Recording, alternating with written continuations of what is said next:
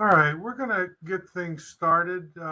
We are recording the meeting solely for the purposes of us being able to really pull together the comments and sort of the meeting summary for this meeting. Are we recording, Rhonda? Shannon, Rhonda, are we recording? Yep, it says it is recording. Thank you. Good afternoon, everyone, and welcome to our first Butler County meeting for the 2023 Long Range Plan Update. Thank you for being here. My name is Dom DeAndrea. I am SPC's Transportation Planning Director. I would like to acknowledge Butler County Commissioners Geyer, Oshie, and Boozle, and the Butler County staff, and thank them for their continuing support in the development of the Long Range Plan and the Transportation Improvement Plan. We are here today to talk about future investments in our region and specifically Butler County, and provide an update on where we are in development of our long range plan. We are just beginning, and gather any initial feedback. We update the 25-year long range plan every 4 years. The current Transportation Improvement Plan, or the TIP, which represents the first 4 years of the long range plan, invests nearly $162 million worth of formula highway and transit projects into Butler County. Next slide. So just some housekeeping items as we cut through the presentation here. Please continue to mute your microphone and have your camera off. We're going to take questions using the chat box, which is you can hit the chat button as we go through the presentation. And perhaps have some questions in your mind. Perhaps use the chat box to quickly jot them down, and we will address those questions at the conclusion of the presentation. And if we have some time, we'll open up the floor to other questions as well. The presentation will be posted on SPC's website. Next slide, please. So the presentation will cover many of the key aspects of the long-range plan development, such as schedule, public involvement, the review of the plan's policies and strategies. Then we will cover the transportation planning and long-range plan project list development, including a look at our current TIP funding and projects advancing from the long-range plan to the TIP, some of the listed current projects and some projects under consideration to include in the update of our long-range plan. Then we'll shift gears a little to discuss the new bipartisan infrastructure law, some of the discretionary programs that came out of it, and SPC's approach to those opportunities. We'll have a quick update on broadband strategy and wrap it up with SPC economic and workforce development efforts. Next slide, please.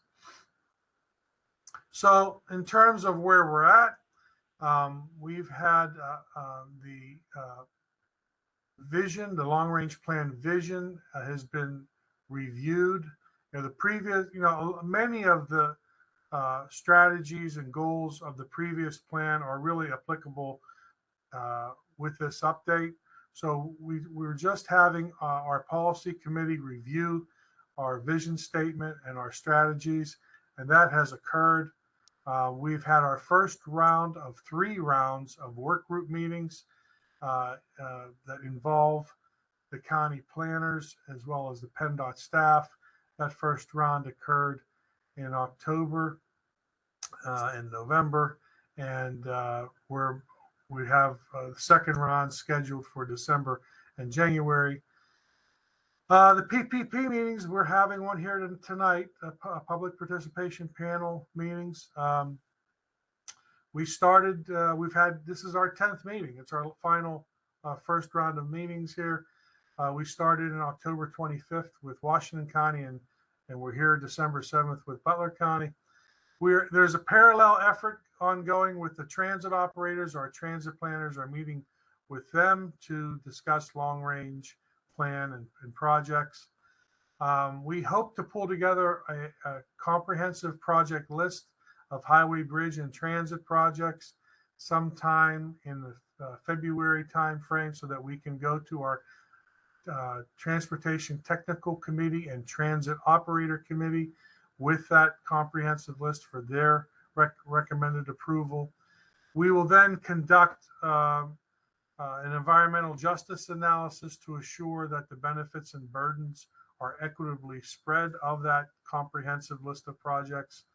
That'll happen in the January to April timeframe. Then we will conduct the air quality conformity, assuring via federal regulations and guidelines that that project list conforms from an air quality perspective.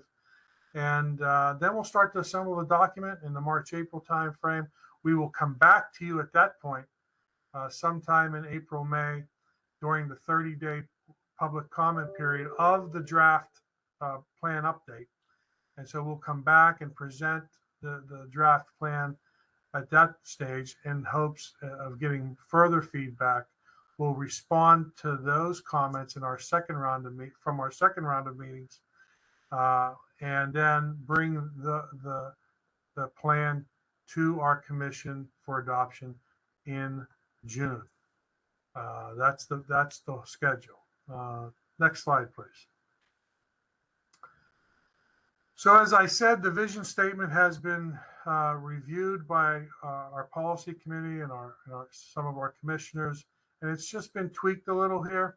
Our long-range plan establishes visions, goals, and strategies for the region, and also lays out actions and potential implementation partners to advance those goals and strategies to ultimately achieve the vision. The vision is a world-class, safe, well-maintained, and connected multimodal transportation system that provides mobility for all, empowers resilient and sustainable communities, and supports a globally competitive economy.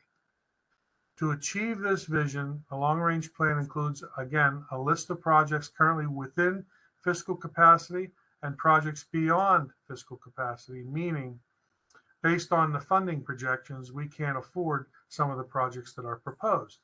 And that is one of the reasons that we want your feedback on emphasis areas that are important to you.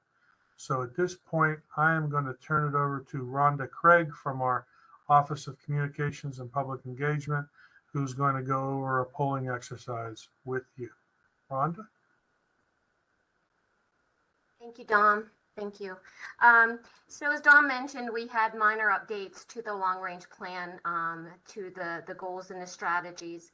And you can see the document to the right here that's listed with the goals, and also as Dominic had shown on the previous slide, the goals are in orange: the connected mobility, sustainable and resilient communities, and global competitive economy.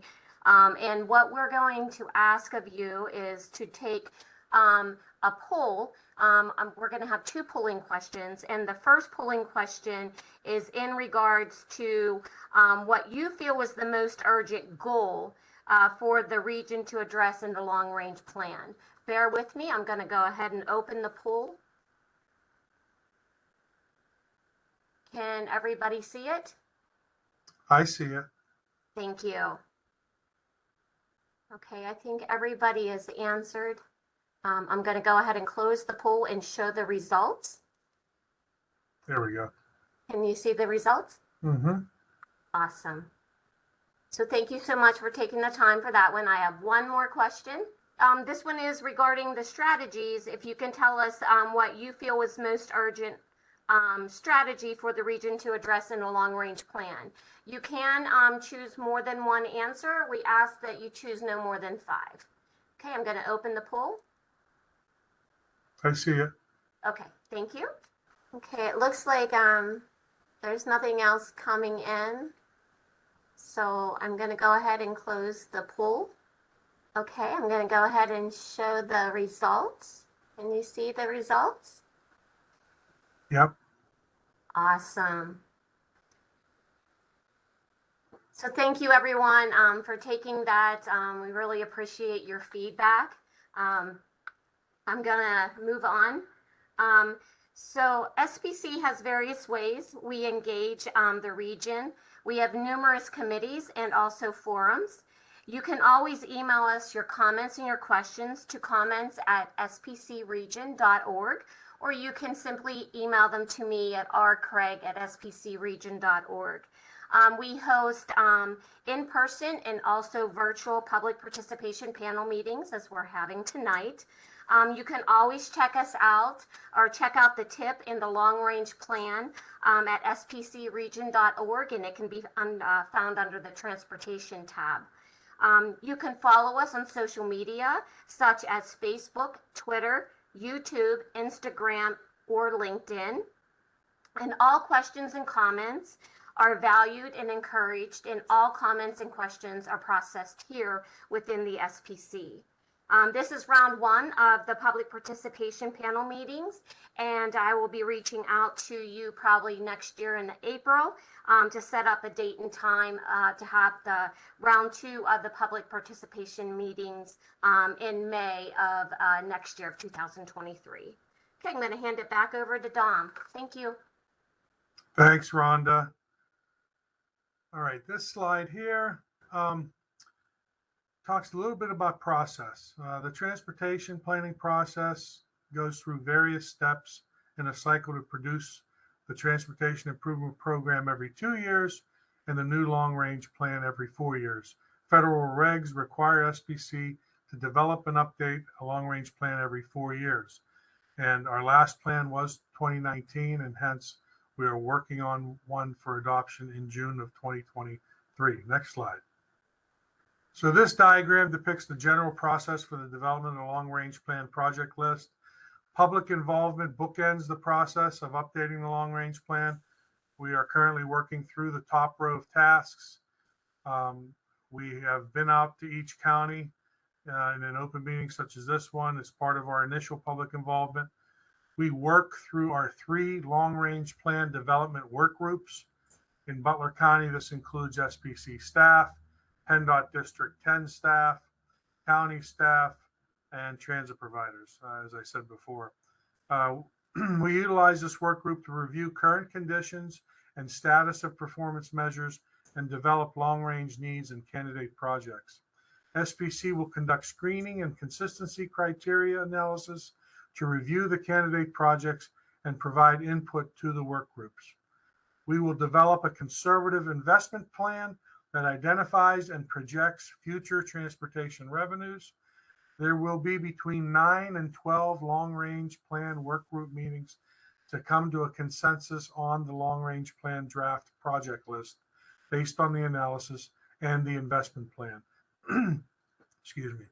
Per federal regulations and guidelines, as I said before, an environmental justice analysis and air quality conformity analysis will be conducted in late winter, early spring, and a draft LRP document will be produced for a public comment period in May. Next slide, please. Excuse me. The long-range plan is a long-term view of the transportation investments in the SPC region out to year 2050. Within this time frame, a conservative estimate of the revenue that is reasonably expected to be available is developed. Projects put on the plan cannot exceed this amount in what's referred to as fiscal constraint. The time frame is broken down into 3 stages, and funds are assigned to each stage. Stage 1 is the current TIP, the 4-year TIP, years in this case of 2023 to 2026. In this time frame, we have a very detailed program of all the projects and lists projects by phase, year, fund amount, and fund type, and amount. Stage 2 is the next 8 years, in this case 2027 to 2034, after the end of the current TIP. In this stage, we include the total remaining on a project beyond the TIP years and total costs of projects set to start in these years. This stage does not include minor projects, and it does include investment category line items. In the third stage, only large investment projects are identified, and large amounts of funding are shown residing in investment line items. The project scopes and cost estimates are more conceptual in this stage 3. Keep in mind that this time frame represents 13 TIP updates. And again, we take a look at the long range plan every 4 years, and we look at the tip of the 4-year plan every 2 years. So most of the new most of the new candidate projects that are approved for the long range plan will likely, the new candidate projects will likely be placed in the third stage. Next slide, please. So this slide is basically sort of a history of our TIP formula funds. As you can see, I'm showing from 2015 to current. There was a downward trajectory in the region's TIP-based funds going back to 2015. With passage of the bipartisan infrastructure law, the highway bridge TIP is back up to 2019 TIP levels. Next slide, please. Here you can see the current TIP investments in the region in a pie chart. Bridges continue to be the largest investment in the region. This pie chart represents $1.7 billion, 41% still being spent on bridges. Next slide, please. So the passage of the bipartisan infrastructure law has provided additional federal funding to the region. As I said before, a few highlights include a new federal bridge investment program and increases in both the off-system bridge funding and the transportation alternatives funding. So these are new formula funds, and I'll talk about discretionary later, but these are formula funds. So there's an increase in bridge and a distinct increase in bridge and transportation alternatives. Off-system bridge are the bridges that are not on the federal aid system, your smaller bridges. And transportation alternatives, that relates to pedestrian, bicycle, and other alternative forms of transportation, improvements to those modes. The trends in state funds were down due to COVID impacts. With COVID, we had less people buying gasoline and less state gas tax receipts. So although we had federal funding increase, we had state funds were down. Next slide, please. Excuse me. Candidate projects for the long range plan come from a variety of sources. Many of them are listed here. The counties, cities, PennDOT district, and public input are all sources for candidate projects for the long range plan. All candidate projects, again, are reviewed for consistency with our long range plan strategies and federal and state transportation planning factors and performance measures. SPC will screen the candidate projects and share results with our long range plan development work groups. Next slide. So here are the focus areas for investment in this long range plan. Asset management and safety continue to be key focus areas for the region, with additional federal funds for bridges under the new legislation. We expect to have a significant number of bridges listed in the long range plan. You can see several other focus areas listed here. Freight, safety. We recently did a study on potential roundabout locations in the region. Definitely an underutilized tool in our toolbox. Transit operations. Pittsburgh Regional Transit has their own long-range plan to consider. Efficiency and operations projects, ped, bike, multimodal, etc. The long-range plan work groups review all candidate projects with these focus areas in mind, and working versions of the long-range plan fiscally constrained project lists are developed and discussed. The process is collaborative and consensus-driven in order to come to a draft version of the fiscally constrained project list. Next slide, please. So these next couple of slides, I'll go through some Butler County projects that we're moving from long-range plan to TIP, and projects that are on the current long-range plan, and then others being considered for the plan update.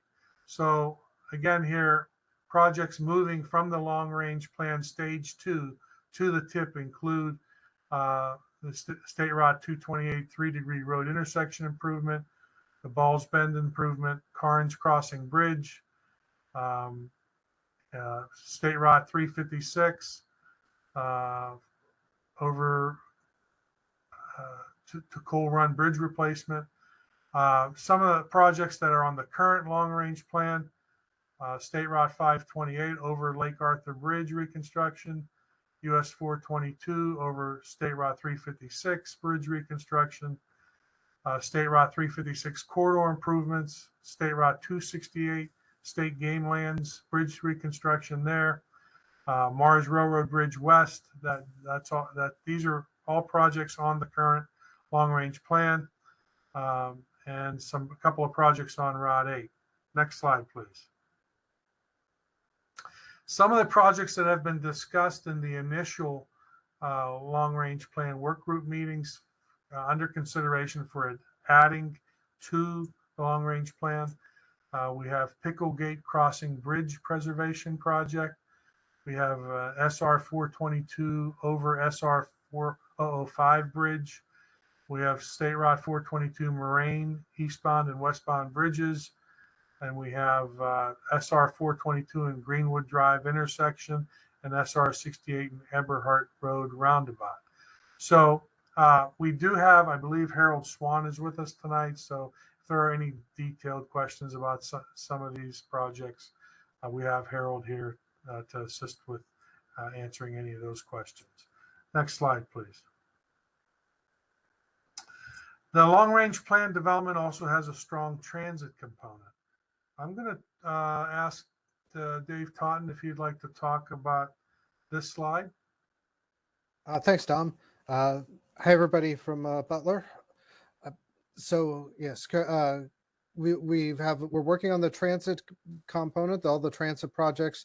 We have actually tomorrow is our day to meet with Butler Transit Authority, which represents the area around the city of Butler.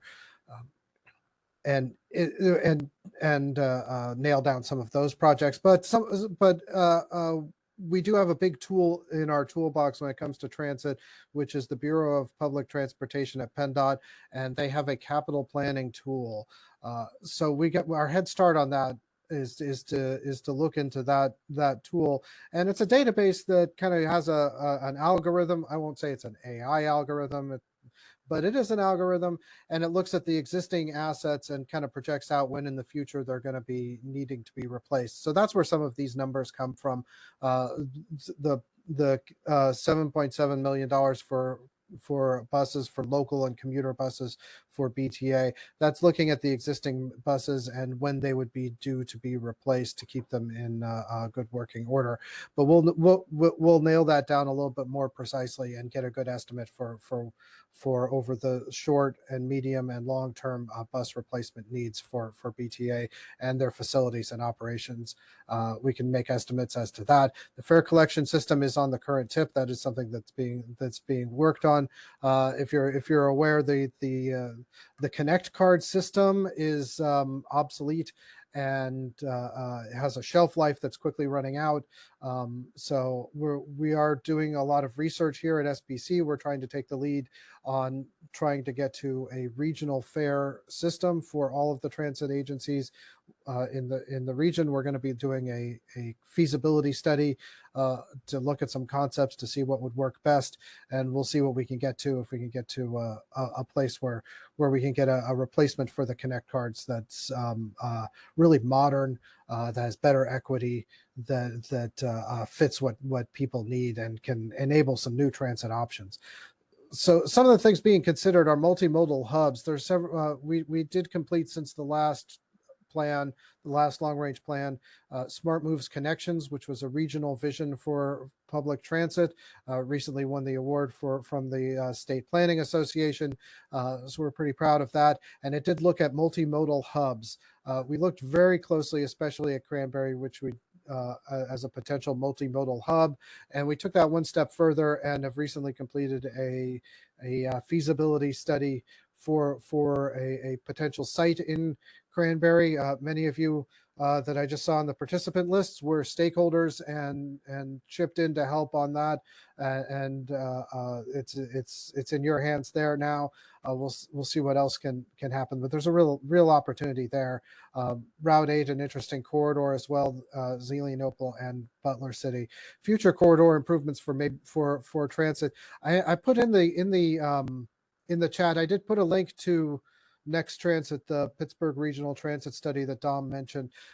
There's a link to it in the chat, and I encourage you to have a look at that and see what it is that your neighbors to the south are up to, and try to look for opportunities to coordinate public transit, to coordinate transportation with that. They're going to look very closely at two corridors, 19 and McKnight Road.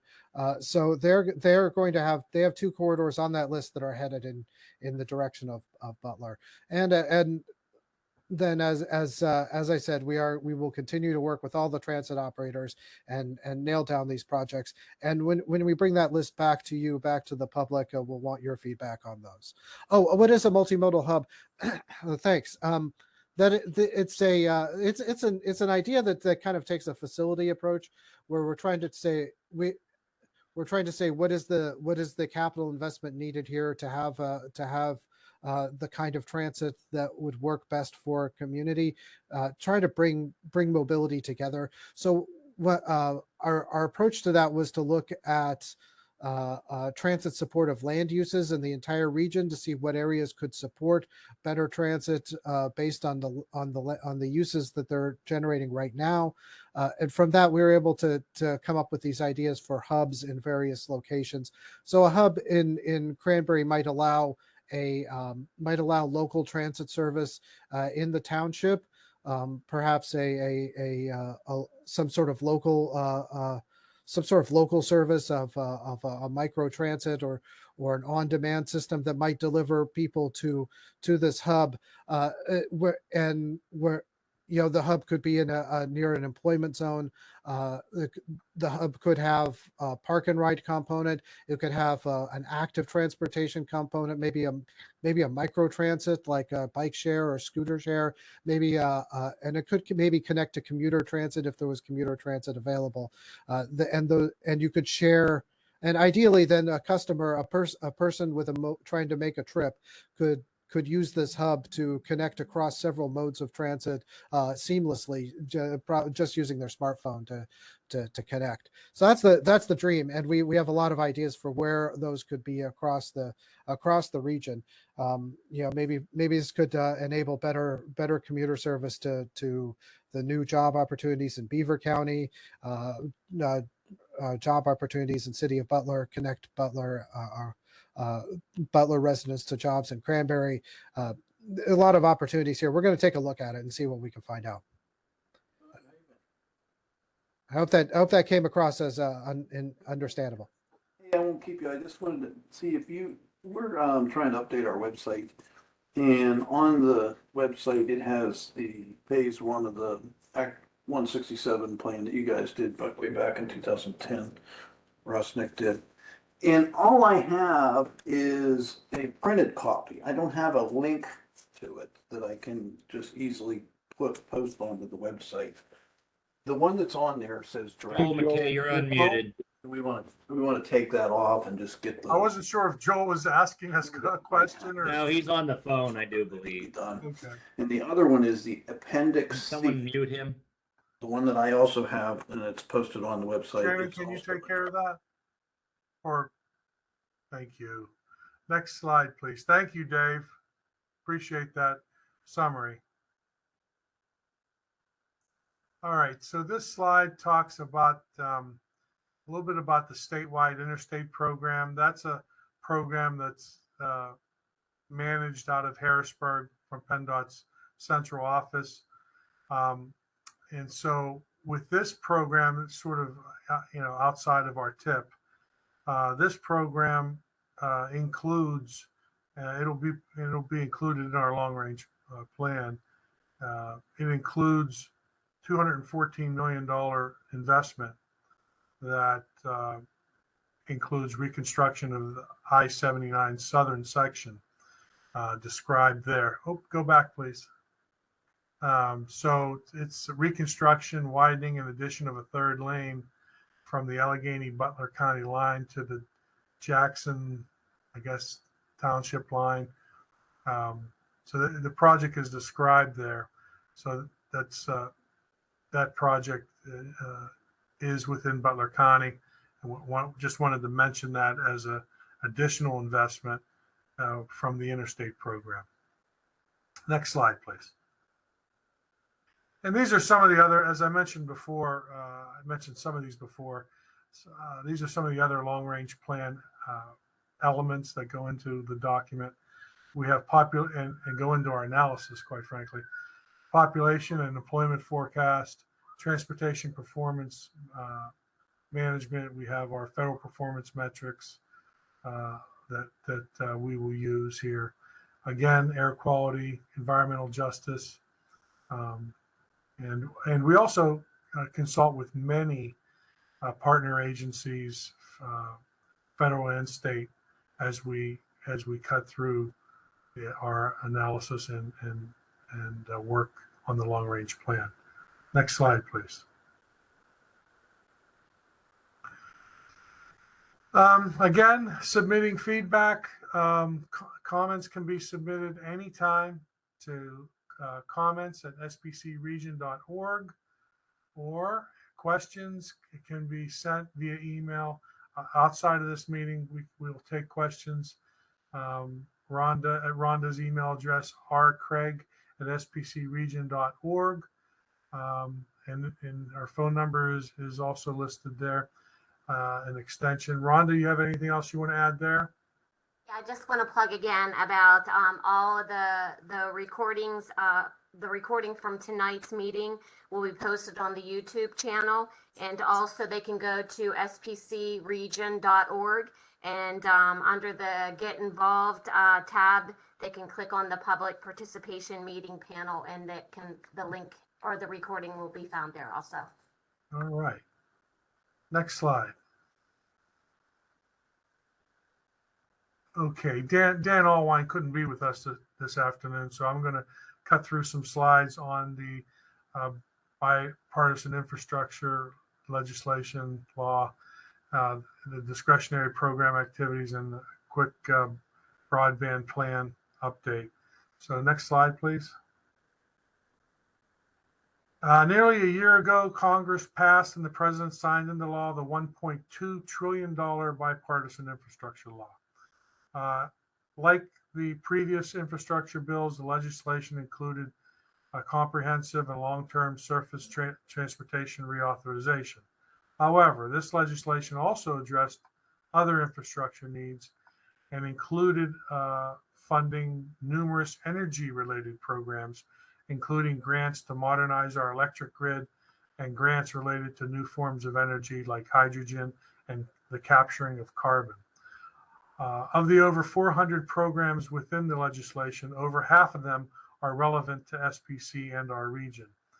Another significant change was the sharp increase in the number of new discretionary and competitive funding programs.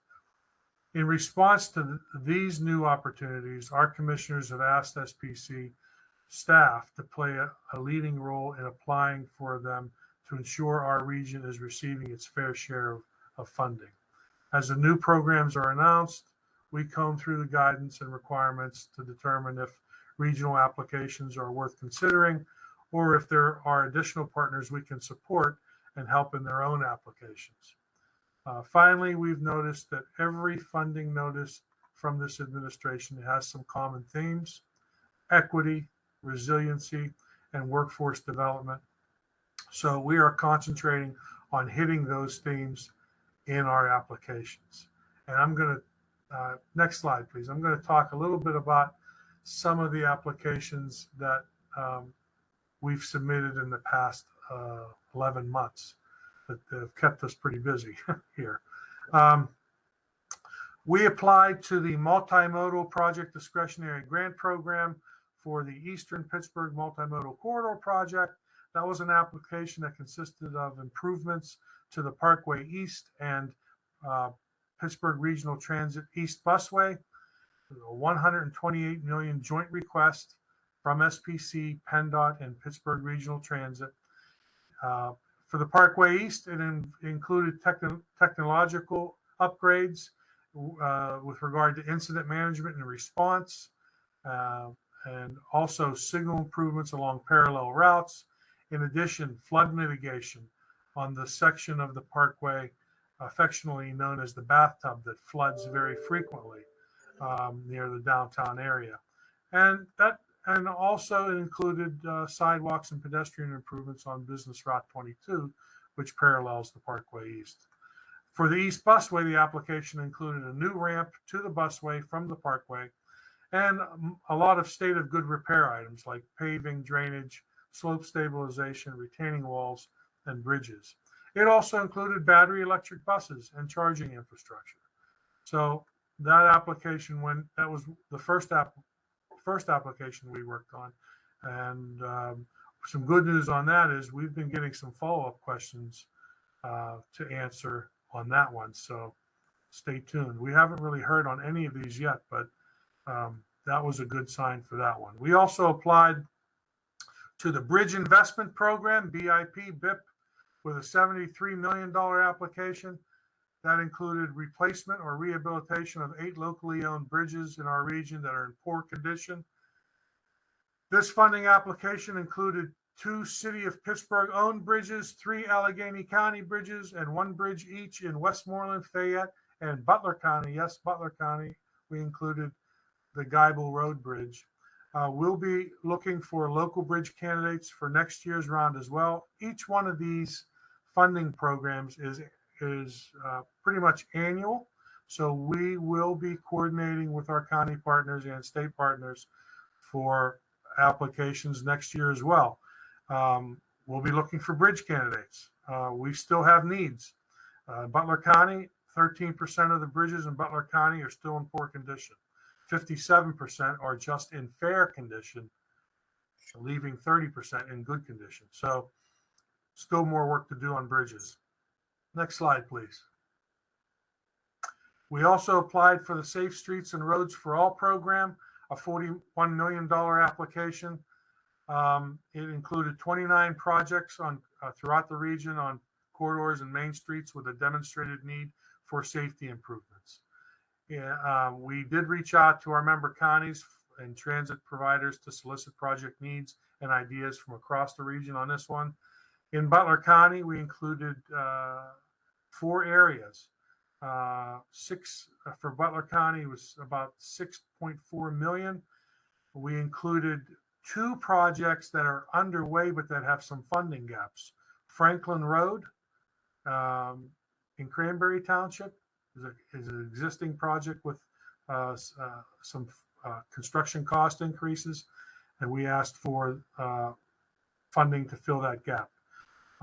Along 356, State Route 356 in Buffalo Township, again, an existing project that we know is going to, the funding, we have a funding gap there as well. So we've asked for that funding gap to be plugged in this application. We also asked for funding for State Route 8, corridor safety improvements at Airport Road, Dinner Bell, and Brankston intersection.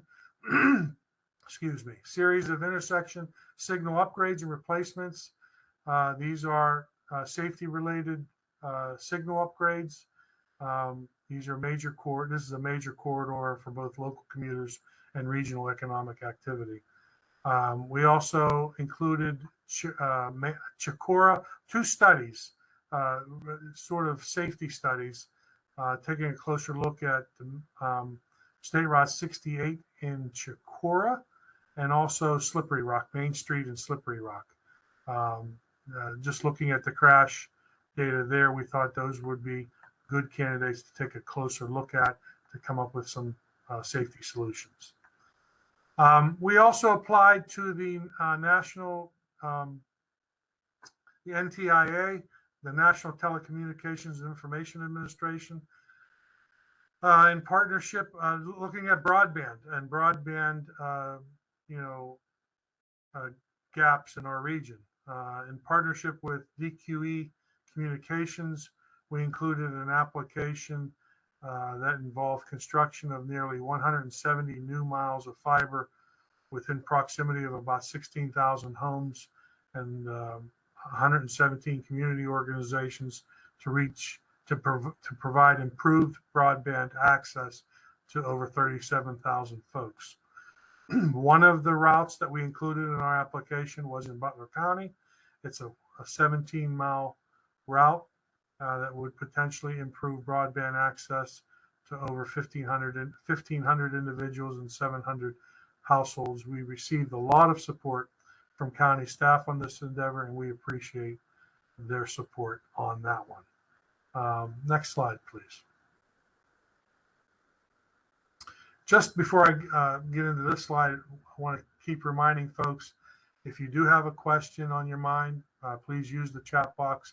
We're going to get to it here shortly toward the end here. So again, our Southwestern Pennsylvania Connectivity Roadmap, in our last long-range plan, the provision of broadband to underserved and unserved emerged as one of the region's leading needs.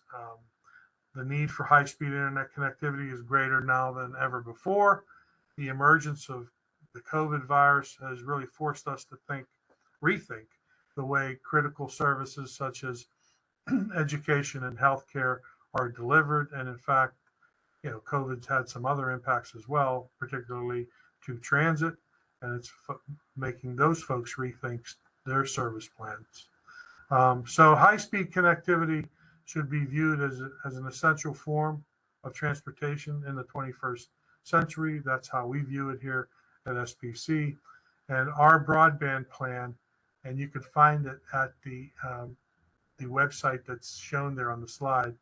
Our current plan really examines the true state of the region's broadband connectivity in relation to the region's demographic and socioeconomic composition.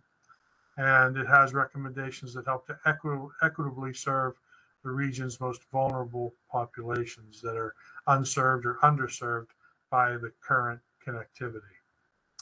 With that, I am going to turn it over to Jen Lasser, our Director of Economic and Workforce Development, who's going to give you an update on those activities. Fantastic. Good afternoon. Can everybody hear me okay? Yep. Perfect. Great. Okay. Next slide. So I'm Jen Lasser. I'm Director of Workforce and Economic Development. And what we're doing slightly different this year is, as we talk about the grand ecosystem of the long range plan and everything that falls under it, they have included the economic development team, which was priorly known as planning and development. And some of this might be new information for you. Maybe a repeat, but hopefully if you have any questions, just let me know via chat feature as well. But in addition to being a regional metropolitan planning organization, SPC is the area's local development district, which is designated by ARC, or the Appalachian Regional Commission. And we are also an economic development district, which is designated by the EDA, or Economic Development Administration. And we're responsible for the creation, update, and submission of the SEDS plan. And as you may or may not be aware of, back in 2019, Smart Moves combined both the long range plan and the SEDS. Where we are completely similar is we have most of the same counties with the exception of Lawrence. The LDD and EDD is a 9-county region. So Lawrence County actually falls into the local development district and economic development district directly above us. And so very similar, we have the same goals. We want to build a competitive economy. We want to manage environmental resources, and we want world-class infrastructure with healthy, livable communities. And why all this is important is that if you are going after any of the federal and local and state grants that have any tie to economic or workforce development, that SEDS and long-range plan alignment is usually required. And so we, in addition to the planning side of the house, we also provide services to our small business and nonprofits, government organizations, and again, with that final goal of enhancing regional competitiveness. Next slide. So some of the services that fall under this side would be, again, SEDS planning and alignment. we are a regional liaison to several state and federal agencies, most commonly ARC, EDA, and Department of Community and Economic Development, DCED, with the state. We do a lot of stakeholder engagement and convening, and we are actually your regional coordinator for a small business support program called Partnerships for Regional Economic Performance, or PrEP.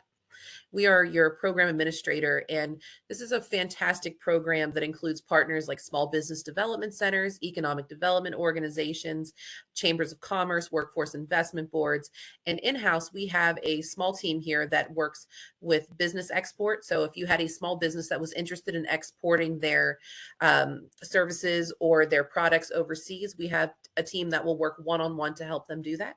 We also have a small business finance team that does small business lending. We have a procurement and government assistance program. So if somebody was interested in selling, again, goods or services to the government marketplace, we have somebody that can help that small business. The way I like to describe us is that if you're not sure where to start with us and we'll connect you to the right resources. We do a lot of workforce planning, economic analysis, employment forecasting, and really any type of additional data that you might need, we probably can assist with. And we also do a tremendous amount of grant administration and technical assistance, specifically under ARC and EDA and DCED. Next slide. Going back to the importance of a program like PrEP, I wanted you all to kind of see across the 9-county region what this performance looks like. And so I'm very, very grateful to our partnerships in Butler County, specifically with Joe and with Mark Gordon and, the whole team there. They have just been phenomenal to work with, and their activities actually fall in line with some of these numbers here. So regionally, we had 170 workshops with over 3,500 attendees. We had over 1,700 new clients. We counseled over 3,000. There was 14,500 business counseling sessions. Over 130 loans were closed regionally. This was basically about 50 million in increased sales across the region. We had over 560 jobs created and over 2,100 retained, and 150 small business startups were created last year just in our backyard. So why this is really important is that the more business that can be created, the more businesses that can be retained. Having rooted businesses means that there are places for people to work, and workforce, as you know, is becoming one of the largest conversation pieces that we have regionally. Next slide.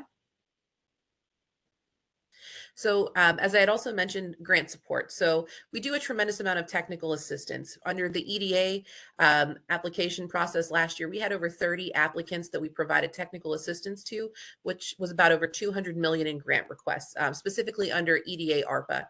Under ARC, we had 28 applicants with over 14 million in grant requests. We had 2 applicants under a National Science Foundation grant, which was about 100 million in requests.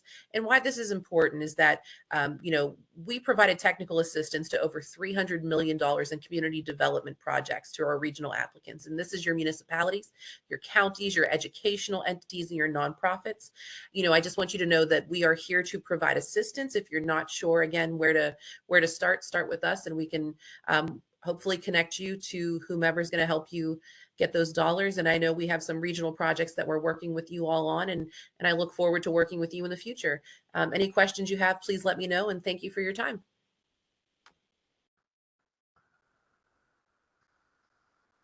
Thanks, Jen. I saw one I got a question here privately. Maybe Harold. Harold, are you still on? I am. I was starting to type a response back. Do you want me to respond to your question? So 228 West Bridge, William Dunca is asking, is that part of Balls Bend? I didn't think it was. Where was the location again? I guess I was looking at your question, and that Maybe might be we can different. go back to the, can we go back to the slide with the Butler County projects on it? So there looks like there's another 228 project on there. We have a Mars Railroad Bridge West project, Balls Bend project, 3 Degree Road project, all are on all on 228. Right. That Mars Railroad Bridge West would be from Mars, right? That would be the continuation of, so Balls Bend, 3 Degree Road. Mars Railroad Bridge West would be the continuation all the way into Cranberry. Right. So that's the project that would be after Ball's Bend, No, after 3 Degree Road. 3 Degree Road, excuse me. Yeah. I don't know did we answer your question there, Bill? William? Bill Duncan, are you muted? Oh, he said yes. So, Oh, good. Okay. Okay. Good question. I don't see any other questions in the chat. How about if we just open the floor real quickly here for any other questions? You can use the raise hand feature or whatever.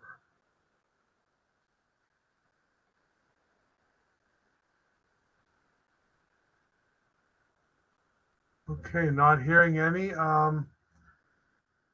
I'll do Commissioner Oshie or Boozle or Geyer, I don't know if Commissioner Geyer is on, but if you have any questions or comments, I'll open the floor to you. This is Kevin. I just want to say thank you for doing this first. This is very informative. It even helps us refresh in our own minds of all the projects that are moving forward, which are great. My only question was, is the participation in this format better than it has been in the past when we did it? I remember doing it in public. Is it by volume of people that are in tune? Oh, I can take that one, Dominic, if you want. This Yeah, is go ahead, Shannon. Shannon. Sure. Yeah, go ahead. This is Shannon O'Connell. I'm the communications director. Yeah, I've got to say that it really varies, Commissioner Boozle.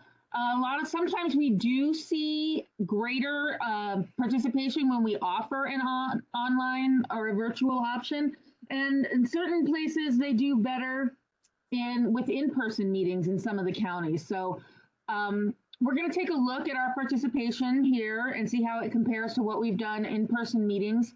And our goal is to really leave it to the panel and to the commissioners and the communities in each county to decide what format works best for them. So I'm afraid I don't have like an exact answer for you. I can say at best that it's sometimes we get a whole lot and sometimes we don't. Sometimes people like to show up in public and sometimes they prefer to be online. And again, I know that's not much of an answer to your question, but we're going to continue to try to provide as many avenues for participation as possible. And I just want to reiterate the fact that Rhonda and Dom mentioned earlier is that this is absolutely not the only opportunity for the public or for anyone else to get involved. We take input 24/7, 365.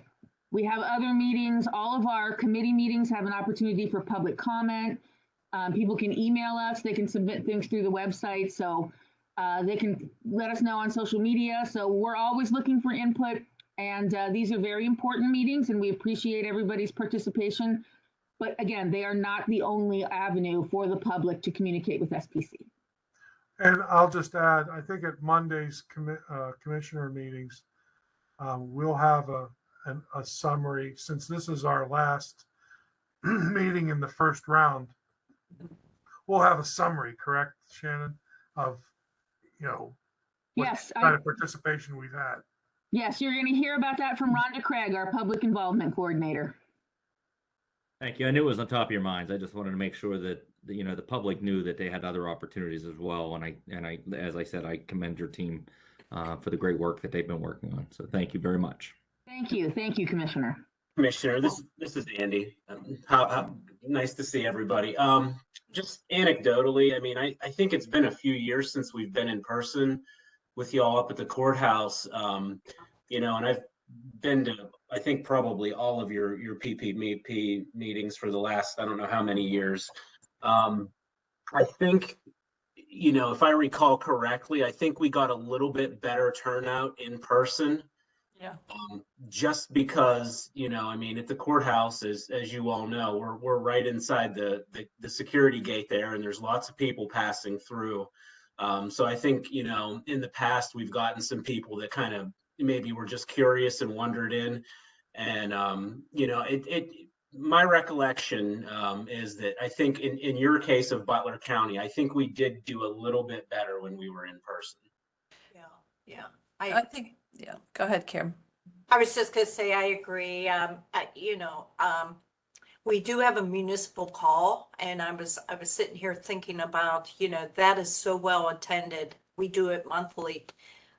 We ought to do this on one of our municipal calls in a sense, or show the PowerPoint, share this information, and then encourage everybody to provide input. So I did announce it on today's municipal call, and we put the link up to participate in the. Great. But I think, Happy to participate in any of your municipal meetings. I know, Westmoreland County invites us, broadband, the hot topic. I've been on a number of their municipal meetings just to talk about broadband over the past couple years. So anything, yeah, I mean, if y'all want to invite us to one, and we can talk about transport, and we can talk about anything you want us to talk about, really. So yeah, we'd be happy to participate. We've been asked by Westmoreland County Chamber to come out. Mhm. So sometimes the chamber will ask us as well, Well, Dom, and as Kevin said, Commissioner Boozle already alluded to, we really appreciate SPC stepping up and providing this forum for the public input, which is really valuable. And a lot of times the public just reaches out to each of us as commissioners, and we always share with one another. We heard from this person, they're talking about this road, this bridge, this project, the funding, whatever the challenges are. And we always try to relay them. You guys at SPC have been awesome in hearing what we're advocating for. And I see the people that are participating on this call, and we collaborate with just about all of them in some capacity as county commissioners. And we're grateful for that opportunity. And we know that you're working with us as a team to go after funding and be aggressive in trying to knock off some of these projects to completion that are either on the tip or not on the tip. So thank you. Thank you for those nice words, Commissioner. Really appreciate it. So here, I'm just going to finish out because I have to jump on another call, unfortunately. But I wanted, obviously the same thank you echo. But I'm wondering, most people, I think we have to be realistic and expect that most people in the public are, if everything is going really well for them, they're not calling, they're not complaining, they're not really engaged, so much in all of this behind the scenes stuff. So, but it would be interesting to think about how to direct them to a specific source regularly. And like what is that? Is it the link? And we probably already have that. I just think we need reminded of it so that whenever a constituent has that issue, or maybe even we should be putting that out straight up in, sometimes in publication, or even in, little blurbs in the paper, whatever the case may be, on website. If you see a, road, bridge, transportation issue, or you've run into one, I don't want to open the floodgates, of course, but here's where we want to collect that information. Here's where we want that feedback. It might be interesting to do that, and so that it's happening all over the year, and then you can just analyze that information, when it comes time to do this, because it's just realistically hard to engage, I think, the public in something that isn't of major. Our time, everybody's time is so precious that it's hard to engage them until it affects them, until it actually affects them, or it's in their neighborhood, or it's there. It doesn't, it's not top of mind. So just a thought about how we might really promote something out there. Yeah, I agree. I think you're right. We're going to have to get probably a little more creative in trying to engage folks more. Some folks are still probably shy about coming to an in-person meeting. Yeah. So Thank you all. I'm sorry I have to jump off. Thank you. This is Harold. Just to make one comment, the one benefit of us having a recording of the session is that for the people that are busy through the day, they have the opportunity to listen to this later on in the evening or another day, whatever it might be. And that certainly is a component of sharing this information with that group and audience as well. Yeah. Yep. Yeah, we'll have this recording available on our website, and we can point folks to it. Don, I was going to ask you can you send that out to the commissioners, Mark and Joe, that link to this, because we would like to share this. I think it'll be a good avenue to get more people involved later. Yeah. Yeah, we can certainly do that. I can do that. Thank you. Well, let's see. Anything else from the chat? I don't see anything. Thank you all for being here. Again, thank you, commissioners and Butler County staff for your continued cooperation and support as we develop this plan. We will, again, as I said, we will see you in probably in April with a draft plan and really starting to hopefully get some feedback on the particulars of the draft plan. So with that, I want to just say thank you for being here. Thank you for participating, and have a great rest of your evening. Thank you. Thank you. Thank Thanks you. all. Thank you. Bye-bye.